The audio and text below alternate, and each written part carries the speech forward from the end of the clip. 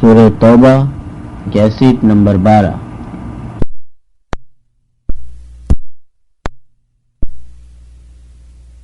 صلی علی سیدنا محمد وعلی آل سیدنا محمد كما صليت على إبراهيم وعلى آل إبراهيم في العالمين إنك حميد مجيد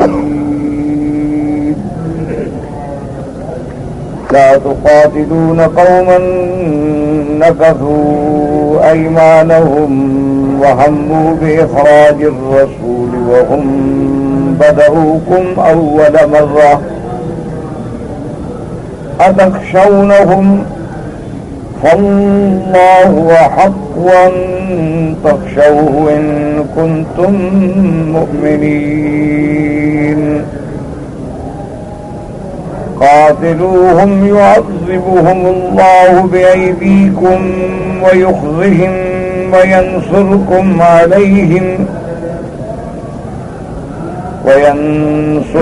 عليهم ويشف صدور قوم مؤمنين ويذهب غيظ قلوبهم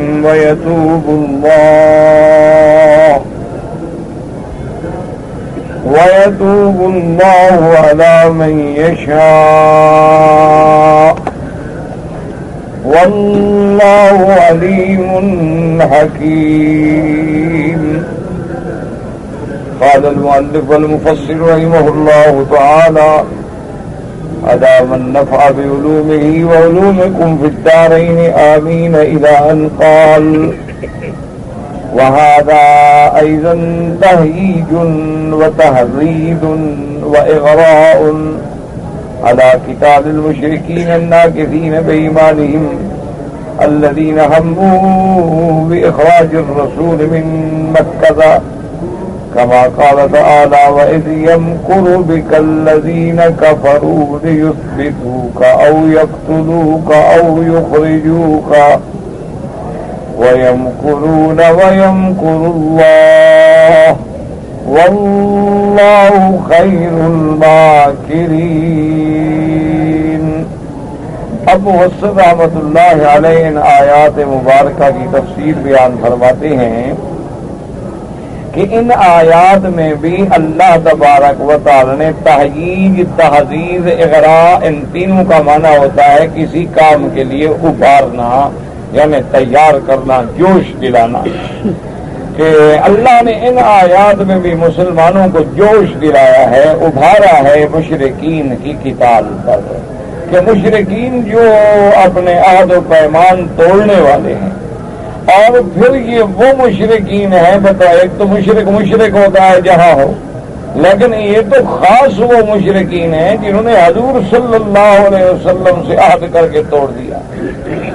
یعنی ایک تو مشرک ہے نا، جو مشرک تو ویسے مشرک، دوسرا یہ ہے کہ ایک مشرک نے کسی عام مسلمانوں سے عہد کیا ہو، توڑ دیا ہو، وہ بھی بری بات، لیکن جب اللہ کے نبی سے عہد کر کے توڑ دیں تو وہ کتنے برے ہوں گے کہ جب صلح حدیبیہ میں حضور صلی اللہ علیہ وسلم نے معاہدہ فرما لیا، 10 سال کے لیے جنگ روک دی گئی، لیکن مشرکین نے اس معاہدے کو توڑ دیا اور حضور صلی اللہ علیہ وسلم کے جو حلیف تھے بنو خزاعہ، بنو بکر سے مل کے بنو خزاعہ پہ حملہ کر دیا، تو نقض عہد جو ہے وہ مشرکین نے کی۔ تو اب اس سے بڑی برائی کیا ہوگی کہ اللہ کے نبی سے نقض عہد کیا جائے۔ اور دوسرا اللہ نے فرمایا کہ یہ تو وہ مشرک ہیں وَهَمُّوا بِإِخْرَاجِ الرُّسُولِ، جنہوں نے یہ ارادہ کیا تھا کہ اللہ کے نبی کو نکالیں، پھر نکالنا ارادہ نہیں بلکہ اللہ کے نبی کو ہجرت کرنی پڑی۔ تو جب ان کا حال یہ ہے کہ اللہ سے شرک کرنے والے ہیں، اللہ کے نبی سے عہد توڑنے والے ہیں، اللہ کے نبی کو اپنے مکہ سے نکالنے والے ہیں، تو ان کے خلاف پھر تم کیوں چپ رہو؟ لڑو، جہاد کرو ان کے ساتھ، تاکہ ان کا جو کفر و شرک کا فتنہ ہے وہ مٹ جائے۔ بس یہاں ایک بات یاد رکھ لیں کہ مفسر نے بھی یہاں اسی قول کو نقل کیا ہے، اور دوسری آیت بھی نقل فرمائی ہے وَإِذْ يَمْكُرُ بِكَ الَّذِينَ كَفَرُوا، اور یہ آیت مبارک جو ہے اس کا سبب نزول یہ ہے کہ دار الندوہ میں مشرکین مکہ نے جمع ہو کر مشورہ کیا تھا کہ حضور صلی اللہ علیہ وسلم کے بارے میں کہ آپ کی اس دعوت توحید کو ہم کیسے بند کریں. تو اس مشورے میں یہ بھی آیا کہ حضور صلی اللہ علیہ وسلم کو قید کر دیا جائے. پھر نکالے یہ بات تو غلط. دوسرا مشورہ یہ بھی ہوا کہ حضور صلی اللہ علیہ وسلم کو نکال دیا جائے. یہ اس کے بعد اس کو بھی رد کر دیا. پھر تیسرا اور آخری مشورہ یہ کیا نعوذ باللہ یقتلوا کا کہ اللہ کے نبی کو ہم قتل کر دیں. اور قتل کرنے کا طریقہ کیا ہوگا کہ ہم جتنے قبائل ہیں سارے قبیلے مل جائیں, سارے قبیلے ایک جوان دیں تاکہ ہم متفقہ حملہ کریں. اور اس کے بعد اگر بنو ہاشم مطالبہ کریں گے, صاحب بات ہے دیت کے مطالبہ کریں گے, اب سارے قاتل تو نہیں پکڑے جا سکتے, تو ہم اکٹھے ہو کے دیت ادا کر دیں گے, بات ختم ہو جائے گی. تو اس لیے اللہ نے فرمایا کہ پھر انہوں نے بھی دعو کیے, انہوں نے بھی تدبیریں کی, لیکن اللہ کی تدبیر کے ساتھ کون تدبیر کرنے والا ہے. تو اللہ تبارک و تعالی نے اپنے پاک پیغمبر کو صلی اللہ علیہ وسلم کو باخبر فرمایا, اور اس کے بعد حضور صلی اللہ علیہ وسلم نے ہجرت فرمائی. لیکن یہاں ایک اشکال یہ ہوتا ہے جو مفسرین کرام نے دوسرے مقامات پہ ذکر کیا ہے کہ یہ سورت براءہ یا سورت توبہ جو ہے یہ تو مدنی صورتوں میں ہے,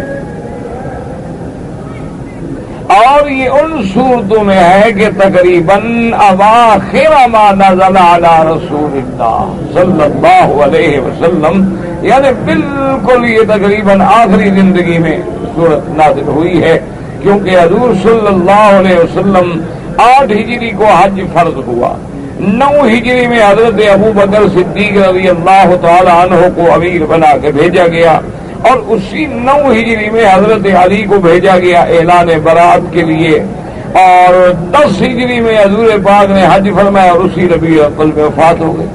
تو یہ تو بالکل اواخر ما نزل علی رسول اللہ صلی اللہ علیہ وعلی آلہ واصحابہ وسلم تسلیما کثیرا کثیرا. تو اگر یہ اواخر ما نزل ہے تو اس وقت مشرکین کے بارے میں کہ انہوں نے نکالا تھا اس سے کیا مراد ہے؟ تو بعض علماء کرام نے فرمایا کہ ہاں بالکل ٹھیک ہے, مشرکین تو مکے میں تھے نا, تو 9 ہجری میں ہی برات کا اعلان ہوا. اس وقت تو مشرکین مکے میں رہ رہے, 9 ہجری میں ان کو 4 مہینے کی مہلت دی گئی, یا جن کے ساتھ معاہدہ تھا ان کو مدت معاہدہ تک مہلت دی گئی, اور ان کے بعد ان کو نکالا گیا. اب 2 حصوں میں مشرکین تقسیم ہو گئے. بعض لوگ جو تھے اس مہلت سے فائدہ اٹھا کے اسلام لے آئے, مسلمان ہو گئے. بعض لوگ فتح مکہ میں بھی مسلمان ہو چکے تھے, اور بعض لوگ جو تھے وہ اپنے شرک پہ اڑے رہے اور نکل گئے. ان کے بارے میں اللہ نے حکم دیا کہ جب یہ کفر پہ اتنے پکے ہیں, اور یہ ہیں بھی وہی لوگ جنہوں نے اللہ کے نبی کو نکالا تھا, وہ ہیں یا ان کی نسلیں ہیں یا ان کی اولادیں ہیں, تو ایسے لوگوں کے ساتھ پھر تم کیوں قتال نہ کرو؟ مانا ہے کہ لازم جہاد کرو اور ان کے کفر اور شرک کے فتنے کو ہمیشہ کے لیے ختم کر دو. کیونکہ اسلام نے جو جہاد کا حکم دیا ہے وہ اسلام کا جہاد نہ جائیداد کے لیے ہوتا ہے, اسلام کا جہاد نہ کرسی کے لیے ہوتا ہے, اسلام کا جہاد جو ہے نہ کسی ملک کو حاصل کرنے کے لیے ہوتا ہے. اسلام کا جہاد ہوتا ہے اعلاء کلمت اللہ, اللہ کے دین کو بلند کرنا, اسلام کو پھیلانا اور کفر کو مٹانا. کیونکہ کفر برائی ہے اور برائی کے مٹانے کا تو حکم ہے. ایک اصولی بات ہے, دیکھو نا, ہر عقل مند آدمی جب گندگی پڑی ہوگی ہٹائے گا کہ نہیں ہٹائے گا؟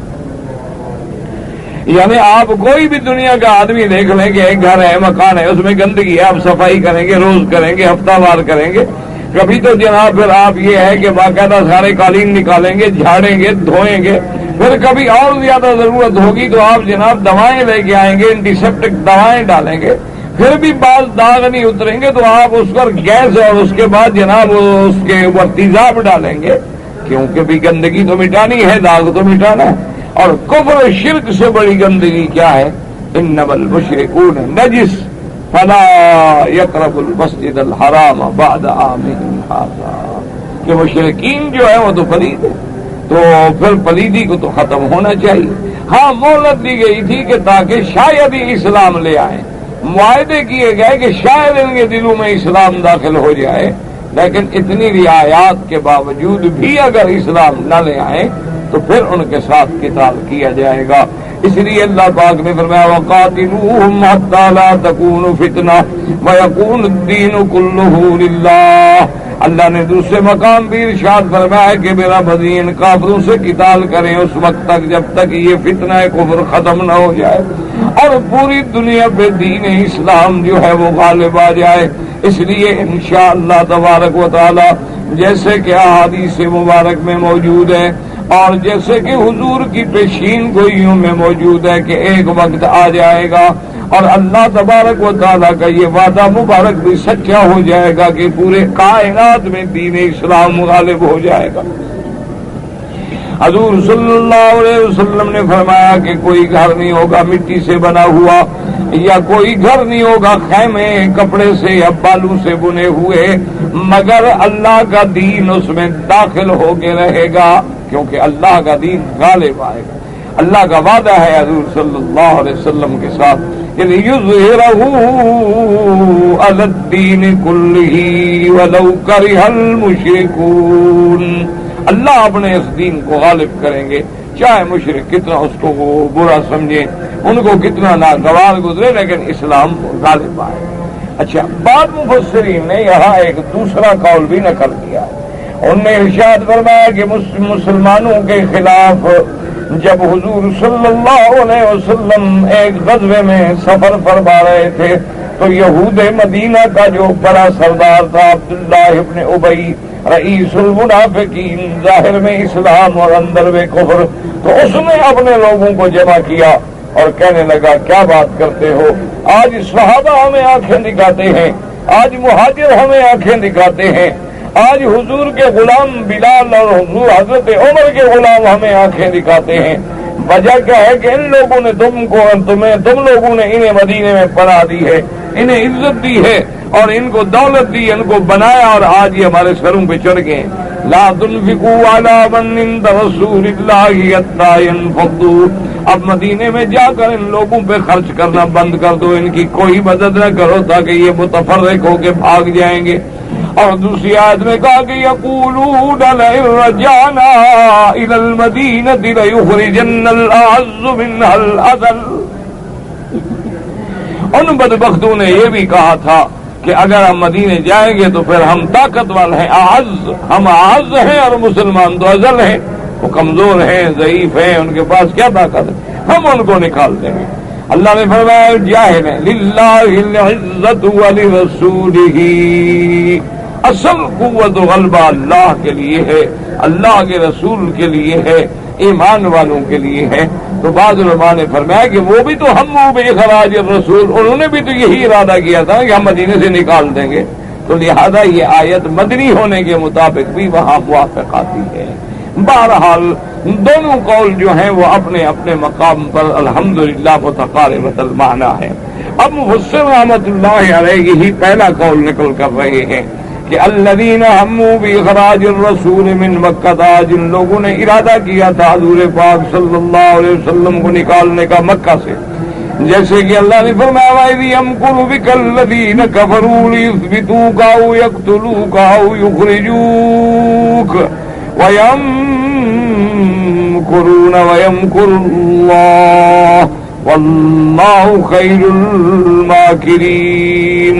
اللہ نے فرمایا میرا مدنی یاد کریں اس وقت کو، اذکر اذ یمکر بک الذین کفروا، جب تدبیریں کر رہے تھے کافر کس بات کے لیے، یثبتوک، تاکہ آپ کو قید کر دیا جائے، او یقتلوک، یا قتل کر دیا جائے، او یخرجوک، یا نکال دیا جائے۔ اچھا خدا کی شان دیکھیں، اللہ نے یہاں ترتیب بھی ایسی ذکر فرمائی ہے جو واقع ہوئی، یعنی قید کا پروگرام بھی نہ بن سکا، قتل کا بھی نہ بن سکا، یخرجو کا نکالیں گے، تو اللہ کے نبی کو نکلنا تو بہرحال پڑا ہے نا، وہ انہوں نے تدبیریں کی لیکن اللہ نے عزت کے ساتھ آپ کو مکے سے نکال دیا۔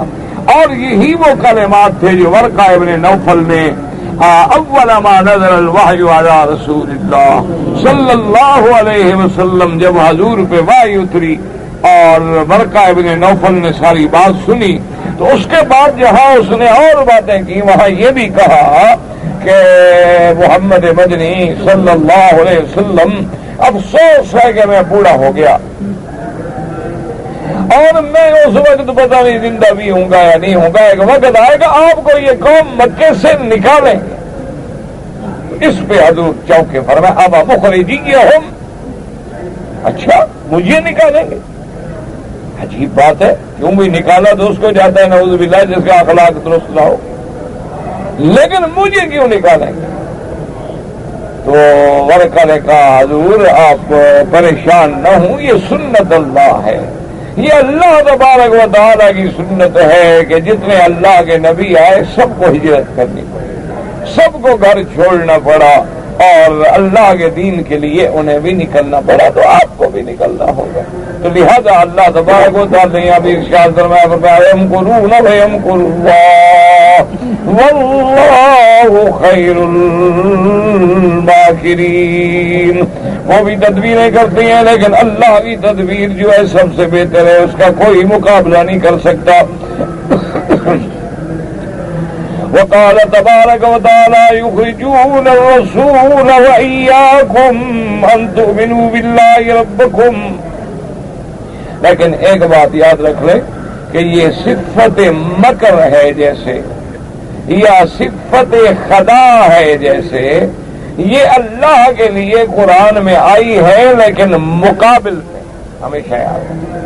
ایسے نعوذ باللہ کوئی آدمی یہ نہیں کہے گا کہ اللہ میاں مکر کرنے والے یا دھوکہ کرنا، کیوں وہ صفت نقصان ہے اور اللہ صفت نقصان سے پاک ہے، لیکن جب مکر کے مقابلے میں مکر آئے اور اس مکر کو توڑ دے مٹا دے تو یہ صفت شان ہے، اس لیے پھر اس کا اطلاق اللہ پہ جائز ہوتا ہے کہ انہوں نے مکر کیا لیکن اللہ کا مقابلہ کون کر سکتا ہے، کیونکہ مکر کا معنی کیا ہوتا ہے کہ خفیہ طریقے سے کسی کو نقصان پہنچانا، یہ ہوتا ہے مکر۔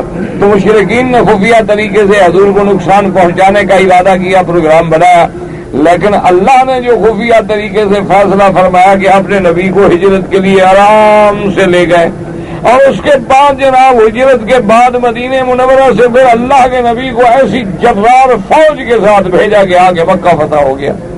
وہ تو سوچ رہے تھے ہم نکال دیں گے، لیکن اللہ نے اسی نکالنے کو فتح میں بدل دیا۔ اس لیے ہمیشہ یاد رکھیں یخادعون اللہ وہو خادعهم یمکرون ویمکر اللہ واللہ خیر الماکرین۔ تو جب وہی لفظ تقابل پہ کے لیے آئے گا تو صفت شان بن جائے گا، کیونکہ اللہ تبارک و تعالی متصف ہے سائر صفات الجمال والکمال والجمال۔ تو اس لیے ہمیشہ جو صفتیں اللہ کی قرآن میں موجود ہیں آمنا باللہ، اس میں کسی قسم کی کوئی تعطیل یا تشبیہ یا تکییف یا تمثیل نہیں ہوگی، بالکل اسی طرح ہم ایمان لائیں گے جیسے کہ اللہ اور اللہ کے رسول کا حکم ہے۔ تو اس لیے جہاں جہاں یہ لفظ آئے گا آپ دیکھیں گے مقابلے پہ ہوگا، یخادعون اللہ وہو خادعهم، یسی یہاں فرمایا یمکرون ویمکر اللہ واللہ خیر الماکرین۔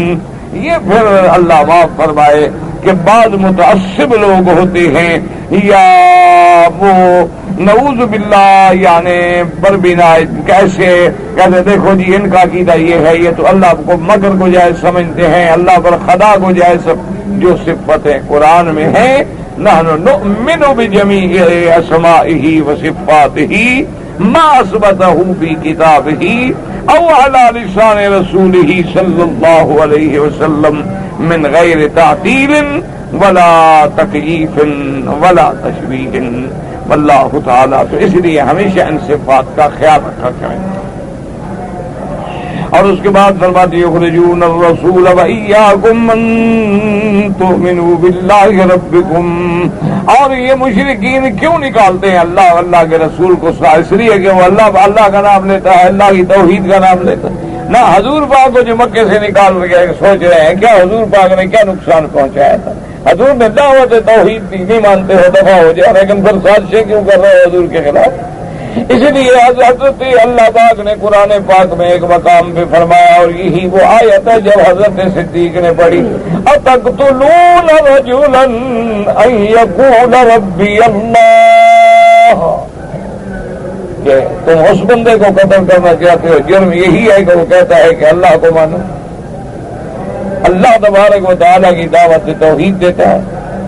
اور پھر یہ نہیں ہے کہ وہ صرف ایسا کہتا ہے، ہر نبی قد جاءکم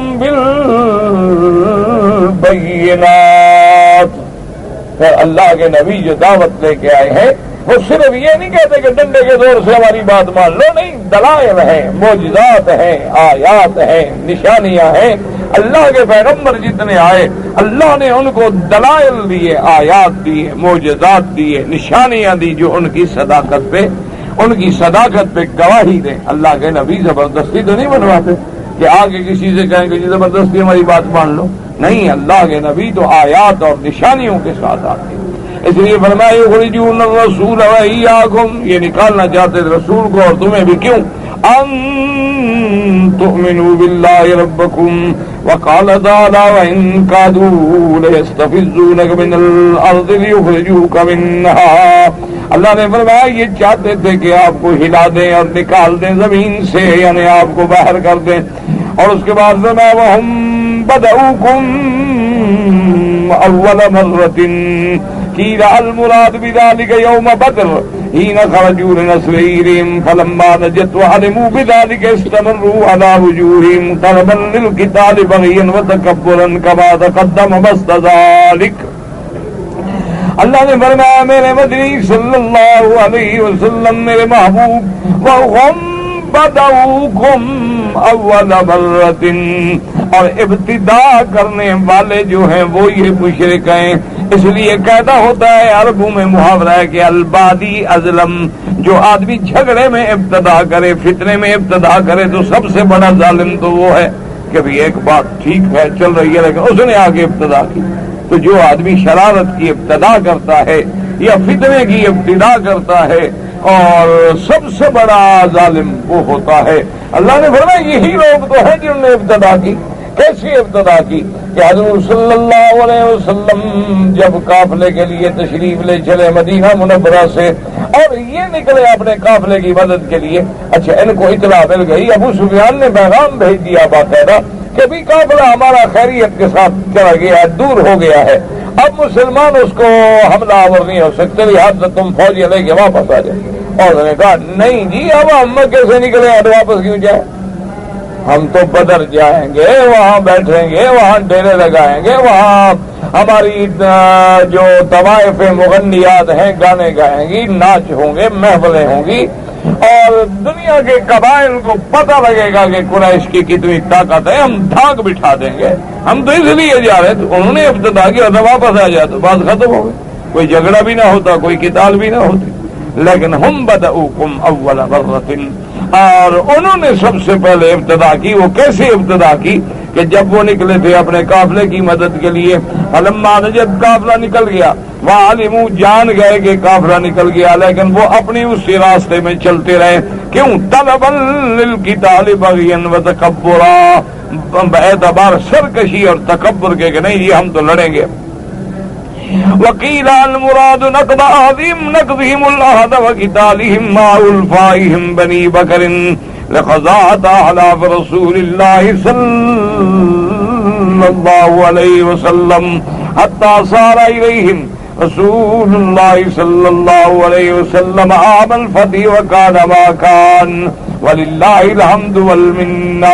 اور دوسرا قول یہ اللہ نے فرمایا وَهُمْ بَدَؤُوكُمْ اول مرۃ، اور میرے مدنی انہوں نے ابتدا کی ہے معاہدہ توڑنے میں، کیونکہ جب حدیبیہ میں معاہدہ ہوا تو یہ طے ہو گیا تھا کہ 10 سال کے لیے ہم جنگ نہیں کریں گے، یہ طے ہو۔ اور دوسرا یہ بھی طے ہو گیا کہ جو قبیلے تمہارے ساتھ ملے وہ تمہارے ساتھ، جو قبیلے میرے محبوب کے ساتھ ملے وہ ان کے ساتھ، نہ ان قبیلوں پہ ہم چڑھائی کریں گے نہ ہمارے قبیلوں پہ تم چڑھائی کرو، اور اگر ان پر کوئی اور حملہ کرے تم مدد نہیں کرو، تمہارے قبیلوں پہ کوئی اور دشمن حملہ کرے ہم مدد نہیں کریں۔ یہ باقاعدہ معاہدہ ہو گیا۔ لیکن مشرکین مکہ نے اپنی یاد دوستی میں بنو بکر کی امداد کرتے ہوئے قبیلہ بنو خزاعہ جو حلیف ہے میرے محبوب کے، ان پہ حملہ کیا اور کہا جی حضور دور ہیں، مدینہ منورہ ہیں اور یہ تو مکے کے قریب کا قبیلہ ہے، حضور کو کیا پتہ چلے گا؟ اور پھر ہم نے کوئی زور سے کھل کے تو مدد نہیں کرنی نا، ہم نے تو ان کو اسلحہ دینا ہے، سلاح دینا ہے، ہتھیار دینے ہیں، پیسے دینے ہیں، چپ چپ کر کے آپ کو دے دیں گے۔ اور اگر کوئی بندہ ان کا بھاگ کے مدینے مکے میں آ گیا اس کو مار دیں گے، کسی کو کیا پتا کیسے مارا ہے؟ تو انہوں نے حضور کے حلیفوں کے خلاف جنگ کی، معاہدہ توڑ دیا۔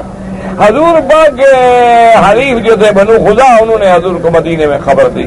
اب حضور غصے میں آ گئے، آپ نے حکم دیا کہ تیاری کریں۔ پھر ابو سفیان نے بڑا زور لگایا کہ کسی طرح حضور معاف کر دیں اور معاہدہ تجدید ہو جائے۔ آپ نے فرمایا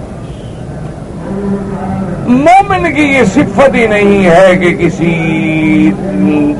جوہر سے، کسی بل سے 2 دفعہ ڈسا جائے، ایک دفعہ ڈنگ مارا ہے تو پھر کیا اعتبار کرنا؟ اس لیے ہمیشہ عربوں کا ایک محاورہ ہے کہ المجرب لا یجرب، جس بندے کو تجربہ کر چکے ہو پھر کیا یاد ذرا ایک دفعہ پھر دیکھ لیں، بے وقوفی کر دیا۔ ایک دفعہ تم نے پیسے دیے وہ کھا گیا، بس پتہ لگ گیا کہ ایسا ہے، پھر دوبارہ تجربہ کرو گے انشاءاللہ یہ بھی کھا جائے گا۔ ایک دفعہ آپ نے دیکھا اس نے آپ کو دھوکہ دیا ہے، پھر وہ لاکھ قسمیں کھائے، پھر کہا نہیں جی نہیں اب ٹھیک ہو گیا ہوگا، سوال ہی پیدا نہیں ہوتا۔ پہاڑ اپنی جگہ سے بدل جاتا ہے لیکن بندہ اپنی عادتیں نہیں چھوڑتا۔ اللہ تبارک و تعالی ہدایت کے فیصلے فرما دے، اللہ تبارک و تعالی ہدایت عطا فرما دے، وہ قادر ہیں، ورنہ انسانوں کا عادات بدلنا جو ہے یہ بہت بڑا مشکل۔ دیکھا نہیں ہے میرا بھائی، اللہ رحمت کرے، بات چھوٹی چھوٹی عادتیں ہیں، سگریٹ ہے، یہ چیزیں ہیں، بندے کو لگی ہوئی ہیں، اللہ کے حرم میں آئے، طواف پڑھیں، تہجدیں پڑھیں، لیکن وہ نہیں چھوڑ۔ آپ دیکھ لیں وہاں کتنے لوگ ہیں ماشاءاللہ اپنے ملک سے آتے ہیں اور توپ ہوتی ہے کہ خدا اپنا گھر دکھلا دے، یعنی لوگ رو کے آتے ہیں خدا کے کعبے میں، مدینہ منورہ میں، لیکن آتے تھے داڑھی منڈانے کی، یہاں بھی پہلا کام اٹھ کے یہی کرتے ہیں ماشاءاللہ۔ عادت ان کو آگے اللہ کے کعبے میں کوئی حیا آ گیا ہے یا مدینہ شریف کا کوئی شرم آ گیا ہے، اور بالکل ماشاءاللہ بعض کوشش کرتے ہیں کہ تازہ شیو کرا کے سلام پڑھنے جائیں، نہا دھو کے شیو کر کے ٹھیک ٹھاک۔ انا للہ و انا الیہ راجعون۔ یہ بری عادات ہے، دعا کریں بس اللہ ہمارے ہم سب کی ہدایت کے فیصلے فرما دے۔ اللہ ہی بگڑوں کو بنا سکتے ہیں اور اللہ ہی اجڑوں کو آباد کر سکتے ہیں، اور دنیا کی کسی کو طاقت ایک ہمیشہ بات لاکھ دوست میرے بھائی، ورنہ کون چاہتا ہے ایمان سے کہیں، کوئی چاہتا ہے میری اولاد ٹھیک نہ ہو یا میرے بھائی ٹھیک نہ ہوں، میرے رشتے دار ٹھیک نہ ہوں، میرے شاگرد ٹھیک نہ ہوں؟ کون چاہتا ہے؟ کوئی بے وقوف کوئی احمق ہوگا دنیا میں؟ لیکن یہ اس کا نظام ہے، وہ بنانے پہ آ جائے تو آزر کے گھر میں خلیل اللہ پیدا کر دیں، ابو جہل کے گھر میں اکرما پیدا کر دیں۔ یہ ان کی مرضی، وہ جو چاہیں فرما دیں، اللہ کے نظام میں کوئی دخل نہیں دے سکتا ہے۔ اللہ تبارک و تعالیٰ کے فیصلے ہیں اور ہر حال میں وہ حق ہیں۔ آمنا باللہ، اللہ کا جو فیصلہ ہے وہ حق ہے۔ اس کے بعد فرماتے ہیں کہ انہوں نے یہ ابتدا کی، اچھا پھر نتیجہ کیا نکلا؟ حضور آئے تو پھر مکہ فتح ہو گیا، کفر ہمیشہ کے لیے رسوا ہو گیا۔ اس لیے کہتا ہے کان وما کان وللہ الحمد والمنہ، اللہ کا شکر ہے کہ پھر جو نتیجہ نکلا۔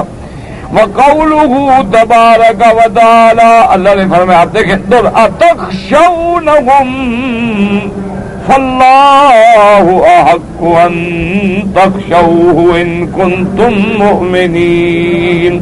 اللہ نے فرمایا میرا مدنی اپنے صحابہ سے، مسلمانوں سے کہو ان کافروں سے ڈرتے ہو کہ ان کے پاس جناب بہت بڑی جدید ٹیکنالوجی ہے، ان کے پاس جناب بڑا جدید علم ہے، ہم تو وہاں پہنچے نہیں جی، ہم ان کے ساتھ مقابلہ کیا کر سکتے ہیں؟ یہ جو ہے یہی بڑا کفر ہے،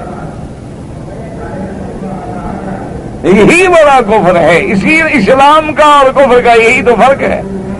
اسلام نے ہمیں بتلایا ہے کہ اللہ اگر چاہے تو پھر ہاتھیوں کو مروانے کے لیے ہاتھی نہیں بھیجتا، ابابیل بھیجتا۔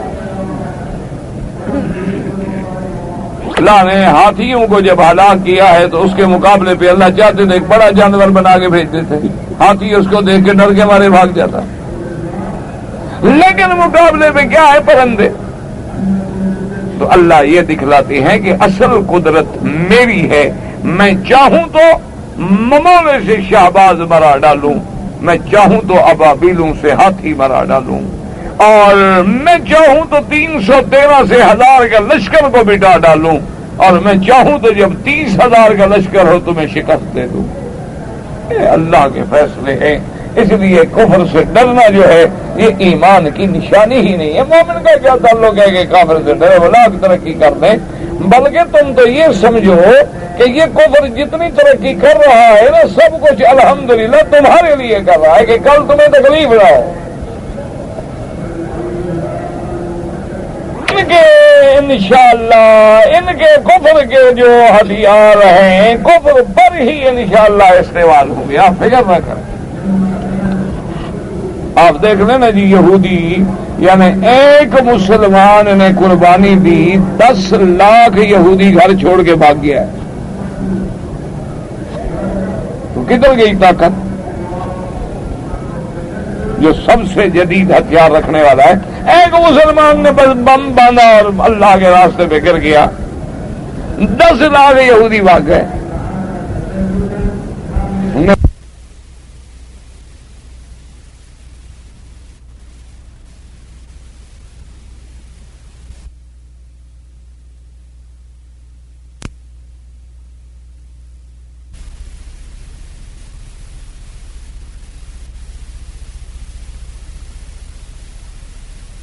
پہ آ جائے تو اس کا کون مقابلہ کرے؟ اس لیے یاد رکھو کہ وَمَن نَصْرُ إِلَّا مِنْ عِنْدِ اللَّهِ، اور دعا کرو کہ اللہ فلسطین میں بھی اللہ تبارک و تعالی شیشان میں، کشمیر میں، ہر جگہ اللہ اسلام کی لاج رکھ لے، اللہ مسلمانوں کی مدد فرمائیں، اور اللہ تبارک و تعالی جو ان کی مدد کر رہے ہیں ان کی بھی مدد فرمائیں۔ دعا کریں اللہ پاک نے اس ہماری اس حکومت کو ماشاءاللہ سعودیہ کو بڑی اللہ جزائے خیر عطا فرمائے کہ انہوں نے مالی جانی ہر قسم کی مدد جو ہے اس کے لیے کھل کے، اور آج نہیں اول یوم اللہ جزا عطا فرمائے، اور دعا کریں کہ ہم زندگی میں جا کے مسجد اقصی میں انشاءاللہ نمازیں پڑھیں۔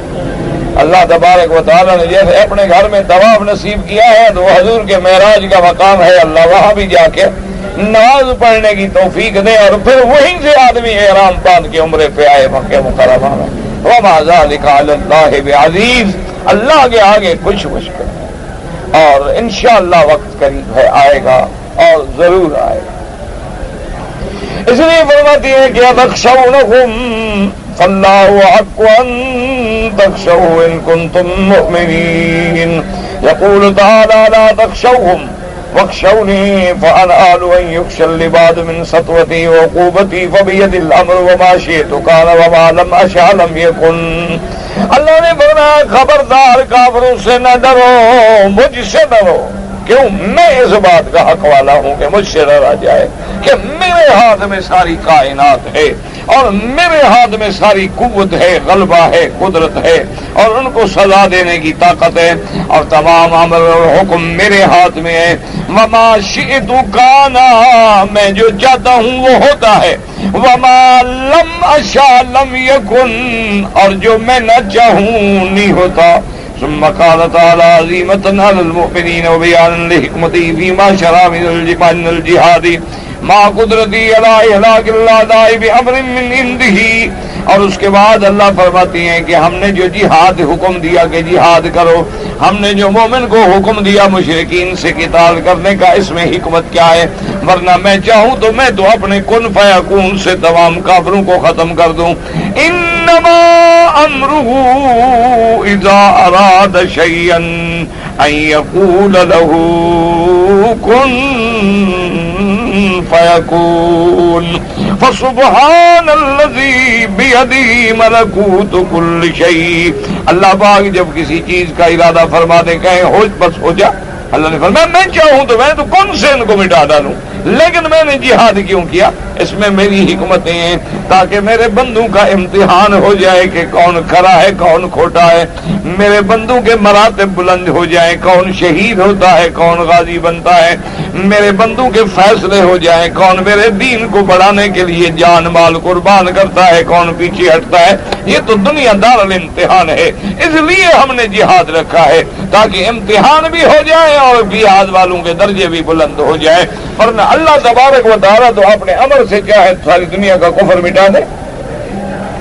اس لیے فرماتے قاتلوہم یعذبہم اللہ بأیدیکم، اللہ کے نبی کو حکم حضور اللہ نے فرمایا میرا بدنی اپنی امت کو صحابہ کو حکم دے کے کافروں سے قتال کرو، میں ان کو چاہوں تو ہوا بھیج کے برباد کر دوں، میں ان کو چاہوں تو ان کا غرور جو ہے نا، وہ جو بڑا نمرود تھا نا جی، جو خدائی کا دعویٰ کر کے بیٹھا تھا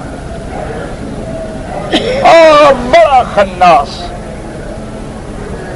جو نعوذ باللہ ثم نعوذ باللہ اتنا دماغ خراب ہو گیا کہ اپنے وزیروں سے کہتا تھا کہ یار ایک اونچا اونچا کو مینار بناؤ، میں اوپر جا کے دیکھنا چاہتا ہوں ابراہیم کا خدا ہے کہ نہ۔ اور پھر وہ اپنی فوجوں کو کہتا تھا ایسا کرو کہ تم اونچے پہاڑوں پہ چڑھ جاؤ، اوپر تیر برساؤ، اللہ کے اوپر جتنے فرشتے ہیں وہ سب مر جائیں گے۔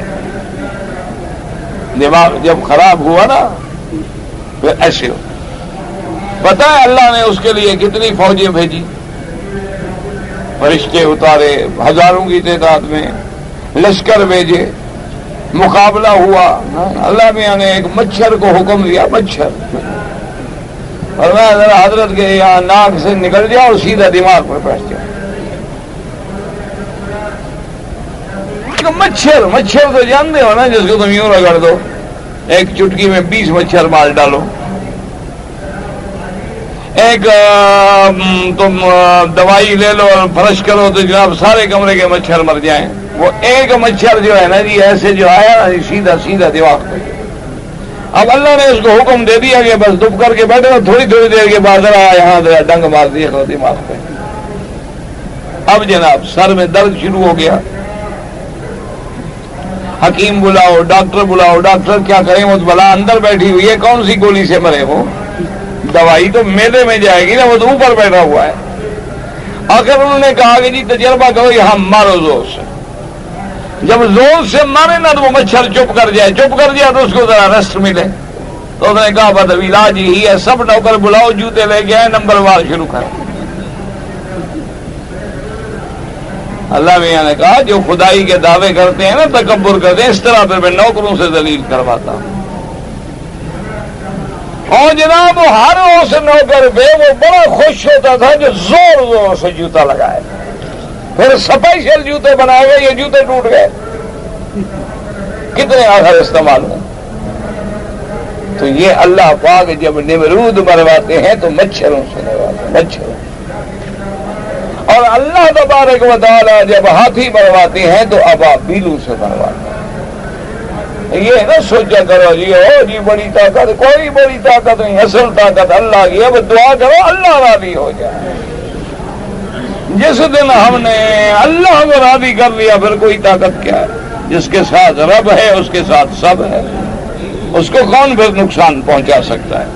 اس لیے اللہ نے فرمایا کہ میں تو یہ چاہتا ہوں کہ تمہارے دشمنوں کو تمہارے ہاتھوں سے عذاب ملے، ورنہ میں تو ہوا بیچ کو ختم کر دوں، میں اگر بھیجوں تو ان کے اوپر پتھر برسا دوں، میں بھیجوں تو ایک مچھر بیچ کے ان کو مار ڈالوں، لیکن میں چاہتا ہوں یعذبہم اللہ بأیدیکم، تمہارے ہاتھوں سے تمہارے دشمنوں کو عذاب ملے، ویخزہم، ان کو رسوا کیا جائے، وینصرکم علیہم، اور اللہ تمہاری مدد کرے تمہارے دشمنوں پر، اور پھر تمہارے سینوں کو شفا عطا فرمائے، جو دل کے اندر وہ غصہ ہے ان کے خلاف، وَيُذْهِبْ غَيْظَ قُلُوبِهِمْ، اور نکال دے تمہارے دلوں کی گرمی جو دل کے اندر ہے، کیوں کافروں نے جو نقصان پہنچایا، مسلمان کمزور تھے، اب کیا کریں، لیکن دل تو اندر کھولتا ہے نا، اللہ نے فرمایا ہم تو تمہارے ہاتھوں ان کو ذلیل کرنا چاہتے ہیں اور تمہارا جوش ٹھنڈا کرنا چاہتے ہیں، ہم چاہیں تو ہوا بیچ کے ان کو ختم کر دیں، پانی بیچ کے ختم کر دیں، پھر ان کو نہیں ایک غوطہ لگانا جی، ایک غوطہ صرف۔ وہ جو بڑا فخر کرتا تھا نا کہ میں رب ہوں اور میں خدا ہوں اور میں ایسا ہوں، صرف پانی میں ایک غوطہ آیا نا جی، دوبارہ جب نکلا تو کہتے آمنت برب موسیٰ و ہارون۔ بس اللہ میاں میری توبہ ہے، میں مانتا ہوں۔ الآن ابھی مان رہے ہو جب جوتا پڑا ہے، اب ماننے کا کیا فائدہ ہے؟ جب عذاب آ گیا تو پھر کلمے پڑھنے کا کیا فائدہ؟ جب ڈنڈا پڑتا ہے نا جی پھر تو سب مانتے ہیں نا خدا کو۔ لذت تو یہ ہے کہ ابھی مانو، ابھی توبہ کرو، در جوانی توبہ کردن شرائع پیغمبری، جوانی میں توبہ کرو، طاقت ہو تو ڈر جاؤ، گناہ پہ قدرت ہے تو چھوڑ دو، حرام کھا سکتے ہو نہ کھاؤ، پھر ہے بہادری۔ جب دانت نکل جائیں گے اور ٹانگیں جواب دے دیں گی، گھر والے نکال دیں گے، پھر تو مسجد میں آ بیٹھو گے، کہاں جاؤ گے؟ پھر تو انشاءاللہ تہجد پہ زور، صف اول پہ زور، اور انشاءاللہ نفلوں پہ زور۔ پھر لوگ کہیں گے سبحان اللہ حاجی صاحب جی بڑا مقبولہ، دیکھو سارا دن حرم میں رہتا ہے، یہ کون پوچھے؟ گھر والے آنے نہیں دیتے حضرت کو، کوئی پیری فقیری نہیں جو حضرت حرم میں بیٹھے ہیں محبت میں، کوئی آنے ہی نہیں دیتا غریب کو۔ جتنے بڑے لوگ ہیں جن کے گھر ہیں نوکر ہیں وہ کتنے بیٹھے ہیں بتاؤ؟ یعنی چلو جو بوڑھے ہو گئے لیکن بڑے آدمی ہیں، پیسہ ہے، دولت ہے، محل ہے، مکان ہے، نوکر ہے، وہ کتنے بیٹھے ہوئے ہیں؟ یہ سارے ماشاءاللہ غریب جو بیٹھے ہوئے ہیں تنگ ہیں، گھر والے تنگ ہیں، اپنا انہوں نے کہا نکلے جان چھوڑے مری، نے کہا چلو اب کہاں جاؤں، اللہ کے گھر کے سوا کوئی ٹھکانہ نہیں، کوئی روٹی دے دے گا، کوئی قہوہ دے دے گا، کوئی چائے دے دے گا، گزر جائے گی، کوئی جاتے جاتے 10 ریال بھی پھینک جائے گا، اچھا پھر پیسے کٹے ہو جائیں تو پھر بچے آ جاتے ہیں ماشاءاللہ، پھر ان غریبوں کو بھی 2 دن کے لیے گھر لے جاتے ہیں، وہ جیبیں صاف کر کے پھر ابے کو دھکا دیتے ہیں۔ بچے ماشاءاللہ بہت سمجھدار ہیں۔ انا للہ و انا الیہ راجعون۔ اس لیے اللہ فرماتے ہیں کہ جہاد ہم نے کیوں دیا ہے، وَهَذَا عَامٌ فِي الْمُؤْمِنِينَ كُلِّهِمْ، اور یہ حکم جو ہے عام ہے قیامت تک مومنین کے لیے۔ وقال مجاہد وَإِكْرَمُ فِي هَذَا وَفِي صُورَةٍ قَوْمٍ مُؤْمِنِينَ عَلَى خُدا، اللہ نے فرمایا تھا کہ بنو خدا کو بھی زخموں کو بھی شفا ملے جن پر حملہ ہوا تھا، جن کے ساتھ مشرکین نے دھوکہ کیا تھا۔ وعاد الضمیر فی قولی یذب غیظ قلوبہم علیہم ایضا، وقد ذکر ابن عساکر فی ترجمۃ مؤذن عمر بن عبدالعزیز رضی اللہ تعالی عنہ ان مسلم رسالہ عائشہ رضی اللہ تعالی عنہ ان رسول اللہ صلی اللہ علیہ وسلم قال اذا غضبت اخذ بانفها وقال یا اویش قولی اللهم رب النبی محمد اغفر ذنبی واذهب غیظ قلبی واجرنی من مذلات الفتن۔ ساقہ من طریق ابی احمد الحاکم۔ اب مفسر رحمۃ اللہ علیہ فرماتی ہیں ابن عساکر نے اپنے ترجمہ میں مؤذن عمر ابن عبدالعزیز رضی اللہ تعالی عنہ سے ان مسلم ابن اسحاق عائشہ رضی اللہ تعالی عنہ یہ روایت نقل کی ہے ان رسول اللہ اذا قال اذا غضبت، جب بی بی عائشہ ناراض ہو جاتی تو حضور اس کے ناک کو یوں پکڑ کے یعنی چاہتے کہ غصہ اتر جائے اور کہتے یا ویش، تصغیر سے محبت سے عائشہ کے وجہ، قولی یہ کہو، یہ دعا مانگو اللہم رب النبی محمد صلی اللہ علیہ وسلم، تاکہ حضور کا نام لے اور غصہ نکلے نا۔ اغفر ذنبی، اللہ میرا گناہ معاف کر دے، واذہب غیظ قلبی، اور میرے دل میں جو غصہ ہے وہ دور کر دے، واجرنی من مذلات الفتن، اور یا اللہ فتنے میں جو چیزیں گمراہی میں ڈالنے والی ہیں ان سے مجھے پناہ عطا فرما دے۔ تو حضور صلی اللہ علیہ وسلم بی بی عائشہ صدیقہ رضی اللہ تعالی عنہا کو یہ دعا سکھاتے۔ تو غیظ تو غصہ تو ہوتا ہے نا دشمن کے خلاف، اللہ نے فرمایا ہم تو چاہتے ہیں کہ وہ تمہارا غصہ بھی ٹھنڈا کر دیں اور تمہارے دلوں کو جو زخم لگے ہیں نا بنو خدا کو ان کو بھی شفا دے دیں اور تمہارے دشمنوں کو تمہارے ہاتھوں ذلیل کر کے رسوا کر دیں، اور اللہ تو قادر ہیں جیسے چاہیں وہ چاہیں کر سکتی ہیں۔ ان کے آگے وَيَتُوبُ اللَّهُ عَلَىٰ مَن يَشَاءُ مِن عِبَادِهِ وَاللَّهُ واللہ علیم حکیم. اور اللہ تبارک و تعالیٰ یہ چاہتے ہیں کہ جس پہ چاہیں مہربانی فرما دیں, توبہ قبول فرما دیں. کہ جب جہاد ہوگا تو کئی لوگ ہیں جن کو اس میں بھی ہدایت کا ذریعہ بن جاتا ہے, وہ اسلام لے آتے ہیں, کیونکہ اللہ تبارک و تعالیٰ علم والے ہیں, حکمت والے ہیں. واللہ علیم بما یصلح عبادہ, جو چیزیں اس کے بندوں کے لیے بہتر ہے وہ جانتے ہیں. حکیم فی افعالہ واقوالہ الکونیۃ والشرعیۃ فیفعل ما یشاء وَيَحْكُمُ مَا يُرِيدُ. اللہ تبارک و تعالیٰ حکمت والے ہیں اپنے افعال میں بھی اقوال میں بھی, چاہے آپ کے احکام جو ہیں اقوال کونیہ ہوں یا شرعیہ ہوں, کیونکہ یہ نظام جو ہے یا شرعی ہے یا کونی ہے. ایک تو ہوتا نا کونی, اللہ نے حکم دیا آسمان بن جاؤ, بن گئے, زمینیں بچھ جاؤ, بچھ گئی, یہ کونی. اور شرعی احکام وہ ہیں جو اللہ نے شریعت میں نازل فرمایا ہے, کیونکہ یہ اسی کی صفت ہے کہ یفعل ما یشاء, جو چاہے کرے, وَيَحْكُمُ مَا يُرِيدُ, اور جو چاہے فیصلہ فرما دیں. وَهُوَ الْعَادِلُ الْحَاكِمُ الَّذِي لَا يَجُورُ أَبَدًا. اللہ کی ذات عدل والی, حکم کرنے والی, جو کبھی ظلم نہیں کرتے.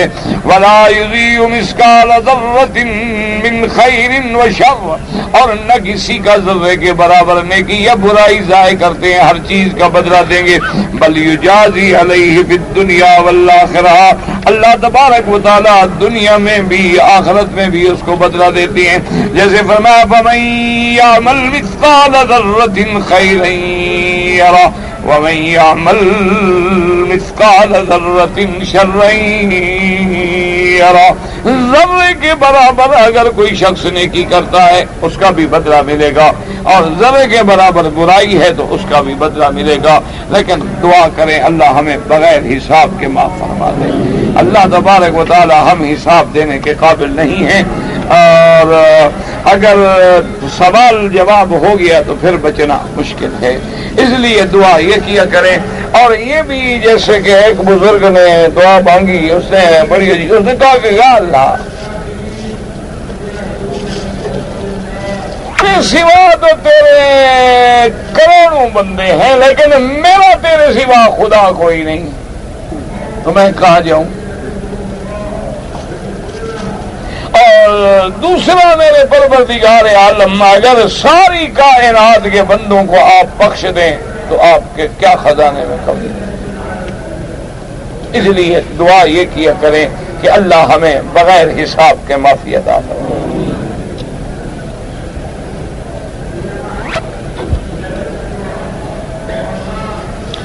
میرے بھائی, آپ نے ایک دوست کو 20,000 ریال دیا ہے, اس کا کاروبار چل رہا ہے, وہ مہینے میں کبھی آپ کو 2,000 دیتا ہے, کبھی 1,000 دیتا ہے. یہ بات نہیں ہے. بات اصل یہ ہے کہ جب 20,000 ریال دیا ہے تو آپ کا اس کا معاہدہ کیا ہے.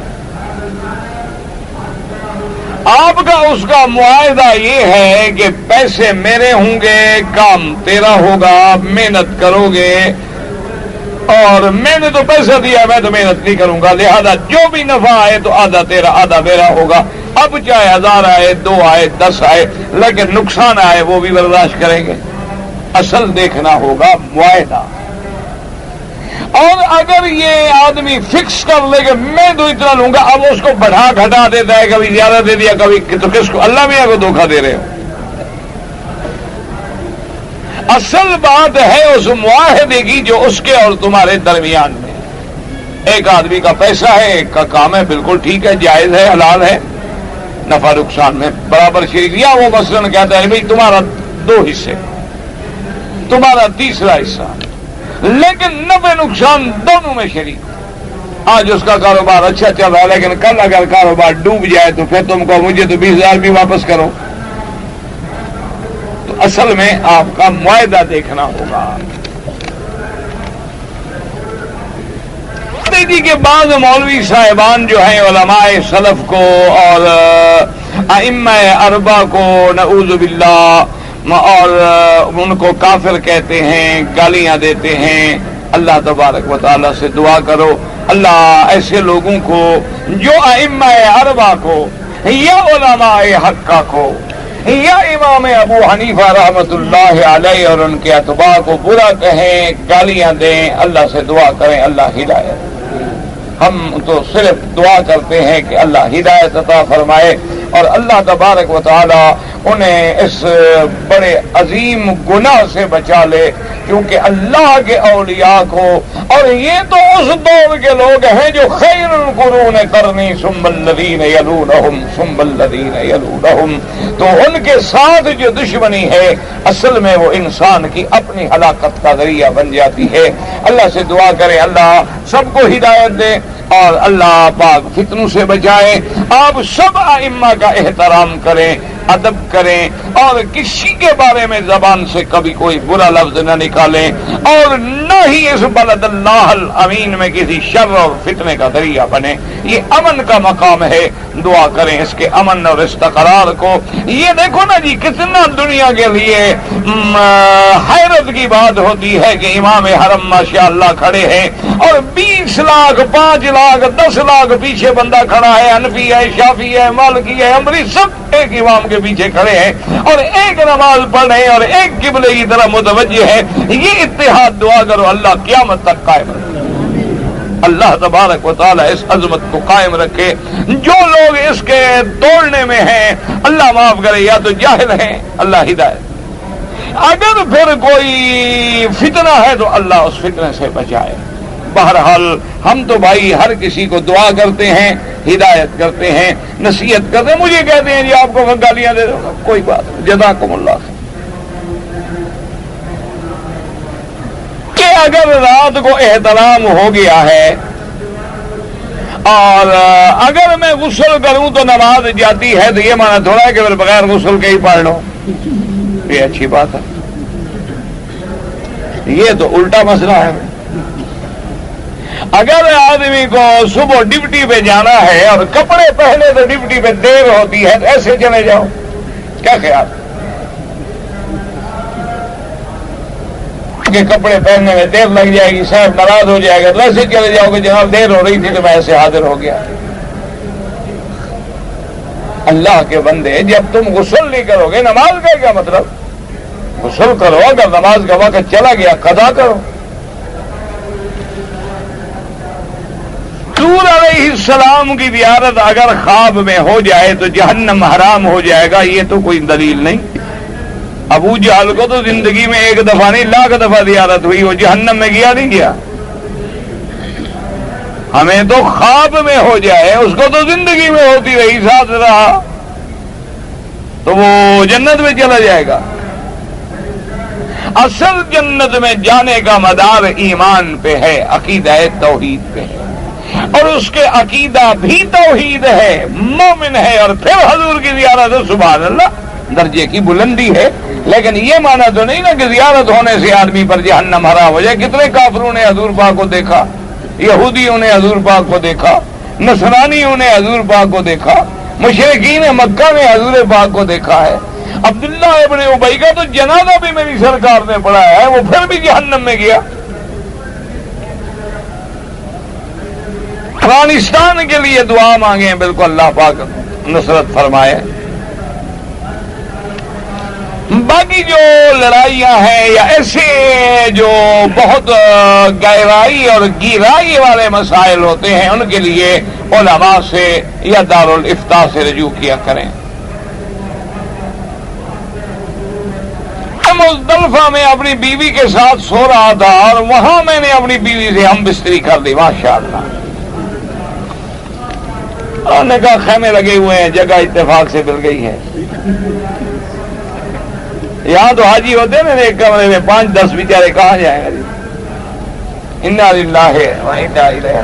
اب اس کا حل حضرت صرف ایک ہی ہے کہ ایک اونٹ دینا ہوگا، اور جب اللہ توفیق دے اس کے علاوہ کوئی حل نہیں۔ ایک اونٹ یا گائے یا بھینس، ایک بدلہ، چونکہ ابھی تو آپ نے کنکری بھی نہیں ماری نا، ابھی یہ جمرات بھی نہیں کی، بال بھی نہیں کٹائے کچھ، ابھی تو آپ مزدلفہ میں ہیں۔ یہ شکر کرو کہ حج تو ہو جائے گا کہ عرفات ہو گیا تھا۔ انا للہ و انا الیہ راجعون۔ نہیں جی کہ اگر ایک آدمی نے میاں بیوی مثلا لیٹ گئے اور دونوں پر شرعی غسل واجب ہے جنابت کا، اگر کوئی چیز کھا پی لیں اگر ضرورت ہے تو کوئی حرج نہیں، جیسے کہ مثلا رمضان المبارک کا مہینہ ہے، اگر غسل کرنے جاتے ہیں تو ساری کا وقت ختم ہوتا ہے تو فوری طور پہ وضو کر کے ہاتھ منہ دھو کے کھا لیں اور اس کے بعد غسل کر لیں، کوئی بنا نہیں۔ کعبہ کی تعمیر 11 دفعہ ہوئی ہے، تفصیل تاریخ کعبہ خرید کے پڑھ لیں۔ جب ہم اس کی طرف رخ کرتے ہیں تصور کہ اللہ کا حکم ہے، یہ تھوڑا کہ اللہ اس کے اندر بیٹھے ہیں، اللہ نے نسبت کر دی ہے کہ میرا گھر ہے، فول وجہ کا ادھر چہرہ کرو تاکہ مسلمانوں کے ایک طرف جو ہے معین ہو جائے۔ اللہ کا مقام تو عرش اولا ہے۔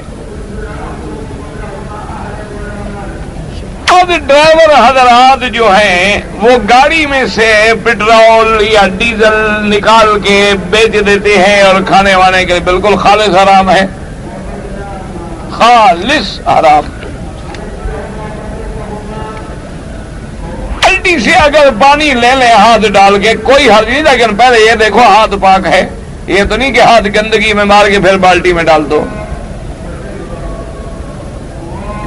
جو لوگ فلم دیکھتا ہے نماز بھی پڑھتا ہے، دعا کرو اللہ نماز کی برکت سے ان سے برائیاں چھڑوا دے، یہ نہیں کہ وہ کافر ہو جاتے ہیں لیکن گناہ ہے، اللہ بچائے۔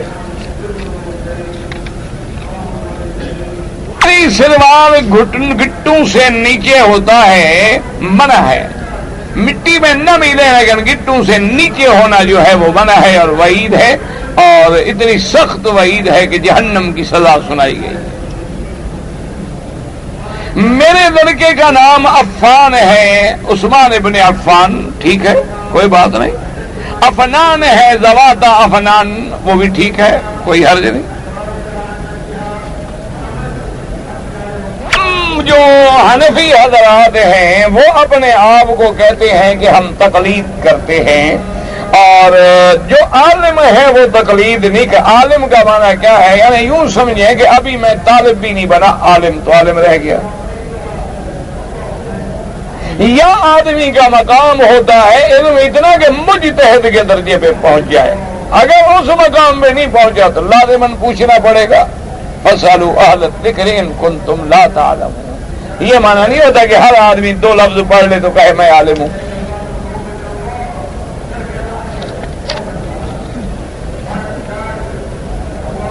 اگر نماز جنازہ کی تکبیروں میں ہاتھ نہ اٹھایا جائے بالکل نماز ہو جاتی، کوئی بنا نہیں۔ کہتے ہیں جی کہ ایک حدیث میں ہے کہ آدمی نماز پڑھے اور اس میں فاتحہ نہ پڑھے نماز میں نقص ہے، ہاں بالکل ٹھیک ہے۔ تو کوئی نماز ہے جس میں فاتحہ نہ پڑھی جاتی ہو؟ نہیں، کوئی نماز ہے دنیا میں جس میں فاتحہ نہ پڑھی جائے؟ مجھے وہ نماز دکھائیں جو بغیر فاتحہ کے، بغیر فاتحہ کی تو نماز نہیں ہوتی۔ لیکن یہاں یہ لکھا ہے کہ مقتدی، نماز میں فاتحہ تو موجود ہے نا، امام پڑھے یا میں پڑھوں، کوئی پڑھے فاتحہ تو آ گئی نا نماز۔ فصل لربک وانحر، اس کا معنی بعض علماء کہتے ہیں کہ سینے کے نیچے ہاتھ باندھنا۔ زیادہ راجح اقوال یہ ہے کہ اس سے مراد ہے نماز عید اور اس کے بعد اللہ کے نام پہ قربانی کرنا۔ ایک قول مبارک یہ بھی آیا ہے کہ اس سے مراد سینے پہ ہاتھ باندھنا ہے، تو ہم تو انکار نہیں کرتے ہیں، سینے پہ ہاتھ باندھنے کی بھی اس بات ہے، اور ناف پہ بھی اور تحت السرہ کے بھی روایات موجود ہیں، ناف سے نیچے بھی ہاتھ باندھنے کے۔ کسی پہ اعتراض نہ کریں، کسی کے ساتھ جھگڑا نہ کریں، سب کے بعد احادیث رسول موجود ہیں۔ اور یہ تو حضور کی دین میں رحمت ہے کہ ہاتھ سینے پہ باندھا، ناف پہ باندھا، نیچے باندھا، سب کی اللہ نے نماز قبول کر دی۔ جو رحمت ہے اس کو پریشانی تو نہ بناؤ نا۔ اگر ایک آدمی ظہر کی نماز میں آیا، ظہر کی سنتیں نہیں پڑھ سکا، نماز کھڑی تھی، فوراً نماز میں مل گیا، تو اب نماز کے بعد 2 رکعت سنت پڑھ کے پھر پہلے والی 4 رکعت، کیونکہ وہ تو وقت گزر گیا نا پہلے والی کا، اب اس 2 رکعت کو تو بلا وجہ مؤخر نہ کرے، یہ تو اپنے وقت میں پڑھ لے، اس کے بعد 4 رکعت بھی پڑھ لے، کیونکہ احناف کے نزدیک 4 رکعت جو ہے وہ سنت مؤکدہ ہے۔ میرے بھائی تمام ائمہ برحق ہیں، علی الحق والہدا ہیں، اللہ نے سب کو فہم عطا فرمایا ہے۔ اب دیکھیں کہ ظہر سے پہلے 2 رکعتیں پڑھنے کی بھی حدیث موجود ہے، 4 رکعت پڑھنے کی بھی حدیث موجود ہے، لیکن جو 4 پڑھے گا تو 2 والی حدیث پہ بھی عمل ہو گیا، لیکن جو 2 پڑھے گا 4 والی حدیث تو رہ گئی۔ اس لیے کوشش یہ کی جاتی ہے کہ حضور کی تمام حدیثوں پہ عمل ہو جائے۔ محمد الوسیلہ، وسیلہ جنت میں ایک مقام ہے، وبعث مقاما محمودا، تفسیر آگے موجود ہے۔ اگر کوئی حنفی مسلک ہے تو نماز مغرب کی اذان کے بعد 2 رکعت نفل طواف پڑھ سکتا ہے، کوئی بات نہیں، لیکن امام ابو حنیفہ رحمۃ اللہ علیہ کے نزدیک افضل یہ ہے کہ نماز طواف کی 2 رکعت جو ہیں وہ مغرب کی نماز کے بعد ادا کی جائیں، کیونکہ احناف کے نزدیک تو اذان مغرب اور نماز مغرب میں فاصلہ بھی نہیں ہوتا، اذان ہوئی اور جماعت کھڑی ہو گئی، یہاں تو چونکہ الحمدللہ فاصلہ ہے تو وقت مل جاتا ہے، اس لیے اگر پڑھ لے الحمدللہ جائز ہے کہ سورج غروب ہو چکا ہے اور ابھی نماز کھڑے ہونے میں ٹائم بھی باقی ہے، لیکن جہاں فاصلہ نہیں ہے پھر بھی احناف کے نزدیک افضل یہ ہے کہ مغرب کے بعد